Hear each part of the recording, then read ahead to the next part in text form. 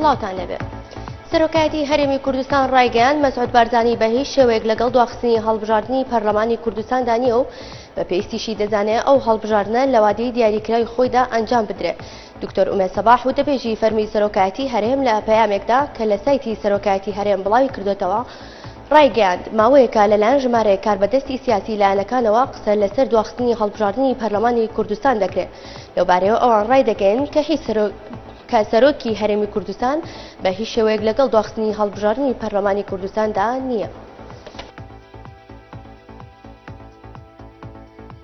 دوو ڕۆژ سەرچاوێک لە کۆمپانیای نەوتی باکوور ڕایگەیاند ئەمڕۆ پرۆسەی هەناردەکردنی نەوت لە کێڵگەکانی کەرکووکەوە بۆ بەندەری جەیهانی تورکیا دەستی پێکردوێتەوە. سەرچاوکە تاکیدی کردەوە پرۆسەی هەناردەکردنی نەوت بە بڕی 250,000 بەرمیل لە ڕۆژێکدا دەستی پێکردو لە چەند کاژێری داهاتوودا بۆ 325,000 بەرمیل لە ڕۆژێکدا بەرز دەکرێتەوە.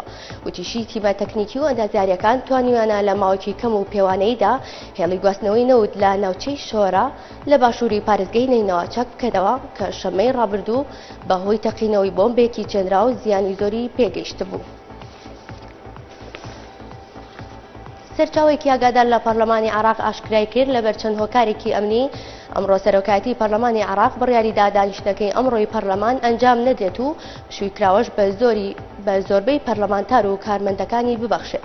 سەرچاوکە هۆکاری ئەو بڕیارەی گەڕاندەوە بۆ هەبوونی زانیاری دروست سەبارەت بە ئەگەری هێرشکردنە سەر تەلاری پەرلەمان بە شێوەیەکی بەرنامەدارڕژا و چەکدارانی ڕێکخراوی قاعیدەوە. وتیشی دانیشتنەکانی پەرلەمان بۆ 27 مانگا دواخراون.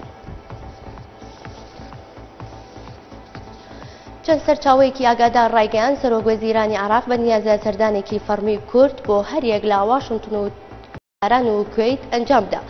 سەرچاوەکان ئاماژەیان بەوەش کرد کە بەمبەستی پتەوکردنی پەیوەندیەکانی نێوان هەردوو لاو گفتوگۆکردن لەبارەی ڕووداوەکانی سووریا و ناوچەکە نووری مالکی بەنیازە بەم نزیکانە لەگەڵ وەفتێکی باڵا سەردانی ئێران بکات و لەگەڵ حەسەن ڕۆحانی سەرۆکی نوێی ئێران و ژمارێک بەرپرسانی تری باڵای ئەو وڵاتە کۆ ببێتەوە. تیمی پسپۆڕانی چەکی کیمیایی سەربەنەتەوە یەکگرتوەکان کە دوێنێ گەیشتنە دیمەشقی پایتەختی سووریا ئەمڕۆ لێکۆڵنەوە پشکنینەکانی سەبارەت بۆ راپۆرتانەی باز لە بەکارهێنانی چەکی کیمیایی دەکەن لەو وڵاتەدا دەست پێ دەکا. هاوکات ئۆپۆزیسیۆنی سووریا داوای لە کۆمەڵگەی نێودەوڵەتی کرد تەکید لە سەرپێویستی پشکنینی سەرجەم ئەو پێگانە بکە کە گومانیان لێ دەکرێت ڕژێمی دیمەشق چەکی کیمیایی تیایدا بەکارهێنابێ لەگەڵ ئەو پێگانەش کە لەژێر کۆنتڕۆڵی چەکدارانی ئۆپۆزیسیۆنن. عەبدولفەتاح سیسی وەزیری بەرگری میسر داوای لە لایەنی ئۆپۆزیسیۆن لە کۆمەڵی ئیخوان موسلیمین کرد چاو بە هەڵوێستانی نیشتیمانیەکاندا بخشێنەوە و بەباشی لەوەش تێبگەن کە شەرعەت موڵکی گەلە و گەلیش بەخواستی خۆی دەیدات و بەخواستی خۆشی وەری دەگرێتەوە. لە نوێترین وتاریدا عەبدولفەتاح سیسی ڕایگەیاند پاراستنی سەروەری دەوڵەت ئەمانەتێکە و کەوتۆتە ئەستۆی سوپا و پۆلیس و گەلی میسر. لە پەیامێکیشدا بۆ کۆمەڵی ئیخوان موسلیمین سیسی وتیشی سوپا و ئاسایش بەبایەخەوە دەڕوانە هەر دڵۆپی خوێنی میسریەک و وڵاتیش جێگەی هەموو کەسێکی تێدا دەبێتەوە. لێ ناسیۆ کورتی هاڵەکانم پێشکەشکردن نەرشاد بن.